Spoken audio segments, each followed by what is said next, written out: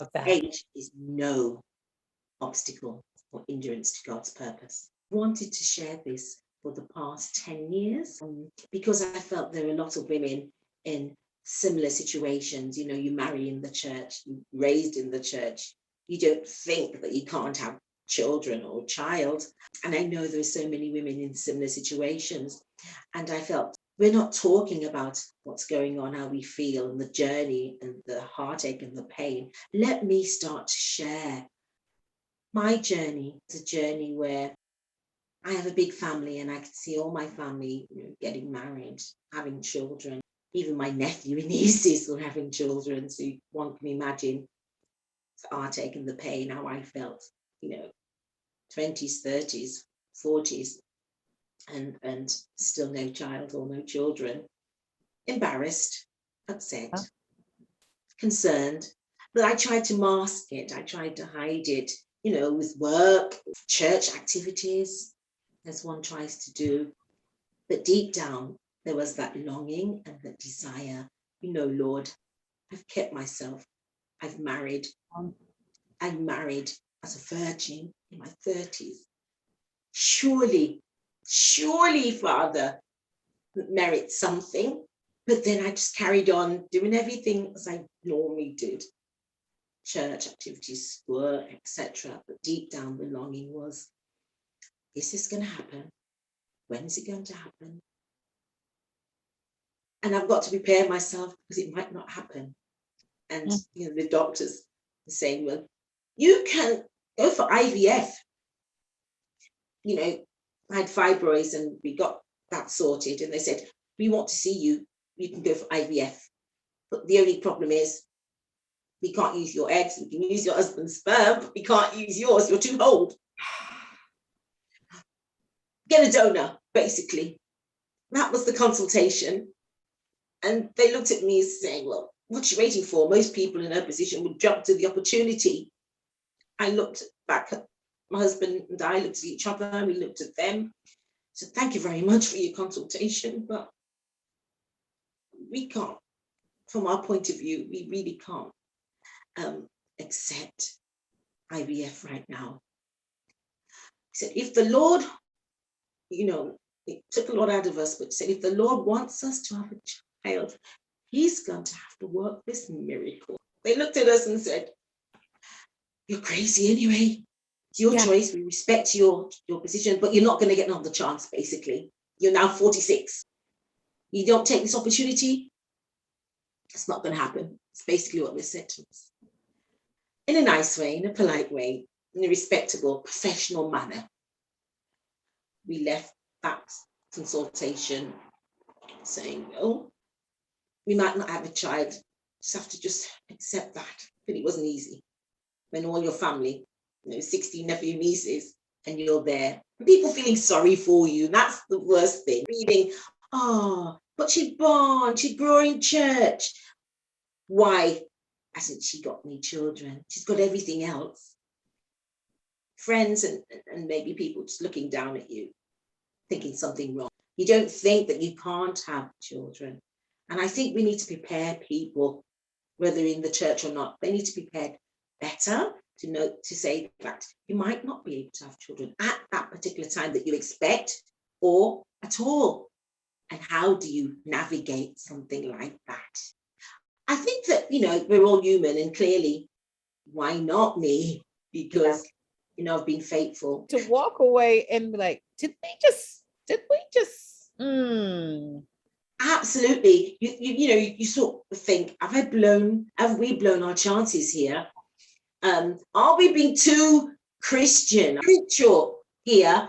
And should we just get down to reality that maybe this is the opportunity that God is providing for us, and we are being too sanctimonious?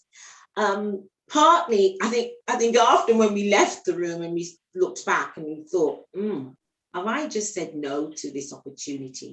Yeah. But we both stood our ground. I said, honey, I might not be able to bear you a child. You're fine. It's obviously me. And I guess we can try to console each other that we're going to have to park this, and just move on with our lives. There come a time in life you've got to stop allowing things to eat you up and take over and control and consume your every thought or lifestyle. And we just said, we are going to leave this, park it, and we're going to move on. We're going to do what we should be doing in the Lord, in ministry. We went to Bible school, we came back, we served the Lord faithfully, served our families, and loved people for the sake of loving people the way that the Lord would have us to do that. And just continued and just totally forgot about, I'll be honest with you, forgot about thinking about even children. Okay. And then after that, you're having certain feelings and going on, and you're like, what's going on with my body? Where you then decided to purchase, you called your husband, of course, and decide to purchase a pregnancy kit. Talk to us about that. Well, that was so daunting. I'd never been down that road before, never been pregnant. I was 46 years of age. I said, honey, my body just feels different. Everything feels bigger, larger, heavier. I don't know what's going on. I don't know if I'm ill, I don't know if I'm sick. Pregnancy was far away from me, not in my thoughts or anything like that. And I said, let me make an appointment. Let's go and see the doctor, GP. Did that. And they said, well, we don't know. We can't do a test for you. They used to do them years ago at the GP surgery. And I thought, with my age and everything, they could just, do that for me. He looked at me and think, where have you been? Anyway, go and get a kit. Got a kit at the chemist. And I thought maybe the lady, the shop assistant, would think it's for my daughter, not certainly for me. So I hid it in my bag and kept looking at it, took it home. I said, well, let's have a look at this. Read it several, 8 times, 9, 10 times. So what's instructions? What do I do? How do you do it? And I thought, well, I need to do this. My husband was on his way back from work and I wanted to do the test before his arrival. Took it home, opened it, read it again. And then I thought, let's try this. What have I got to lose? Did the test and I said, it needs to line up, it needs to come out pink, and it needs to be there for 5 minutes before you can shout and scream. And so I did the test, waited. It felt like eternity waiting for the results. Did it. And even when the results came, it said, it doesn't tell you it's positive, you've got to work it out.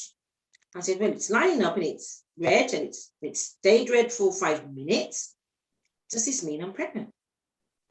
Husband came home and I said, look at this. It's still pink, so I think we're pregnant. We are pregnant. Funny enough, he wanted to keep the test. This is the proof. We need to keep this. Oh, so excited. But then again, it was new to us. Have I read it right? Did I do something wrong? Is this correct, or is it just me?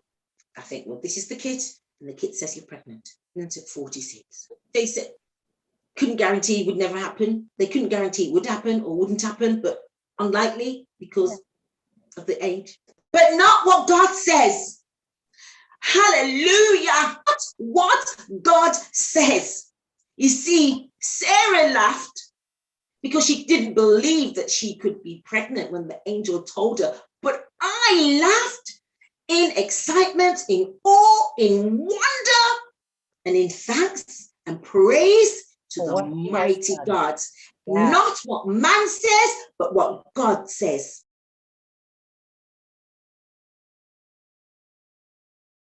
Age is no obstacle or hindrance to God's purpose.